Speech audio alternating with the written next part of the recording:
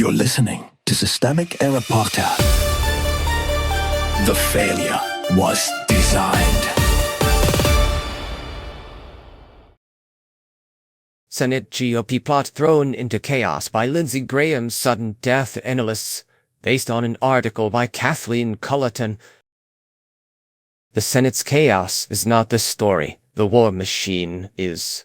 A narrow vote, a broad project. The source story wants to make this a Senate spectacle, one dead Republican, one absent Republican, as suddenly the GOP's plan to rust the 2027 National Defense Authorization Act is in trouble. That framing is convenient because it shrinks a political fight over war powers, weapons systems, and military spending into a procedural horse race.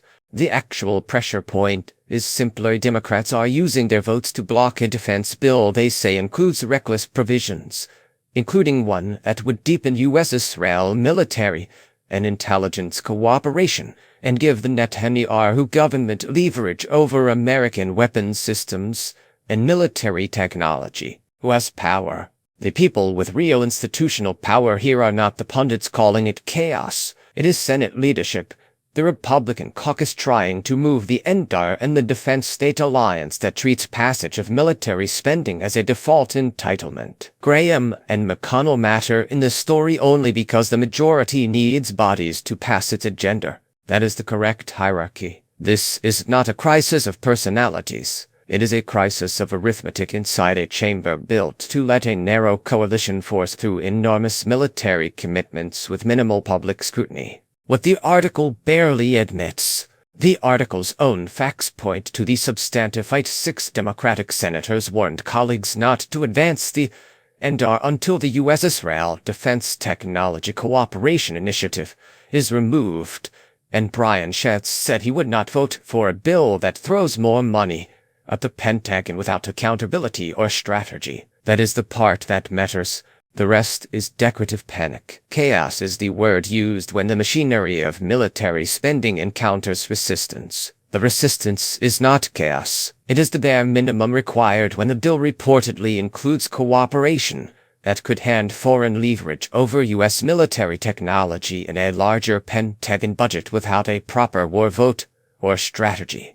Misdirection as method. The weak point in the source framing is obvious. It treats Republican vote math as the story and Democratic opposition as a procedural obstacle, when the reverse is closer to the truth. The issue is not that Republicans have lost their comfortable path through the chamber. The issue is that they expected to move another war and spending package on autopilot. That expectation is itself the scandal. The article surfaces a familiar Washington habit. Deliberate militarization gets described as routine governance, while the first serious attempt to slow it down gets described as disorder. This is how institutional violence protects itself. It is not hidden. It is normalized. Democrats should use the leverage. The Democratic senators cited here are doing what opposition is supposed to do: refuse to launder a military bill that mixes Pentagon expansion, foreign entanglements, and war authorization by implication rather than vote. Schatz's line about no up or down vote to authorize war is the right instinct.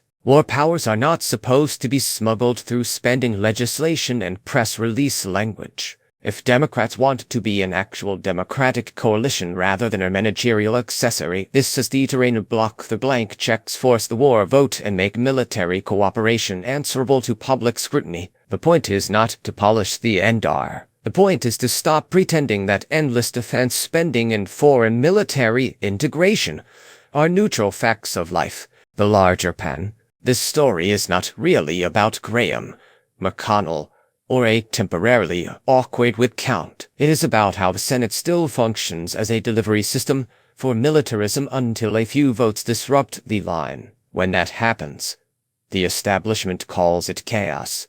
That tells you everything. In Washington, stability often means uninterrupted power for the defense state. Instability is what it looks like when elected officials finally refuse to let war-making pass as housekeeping.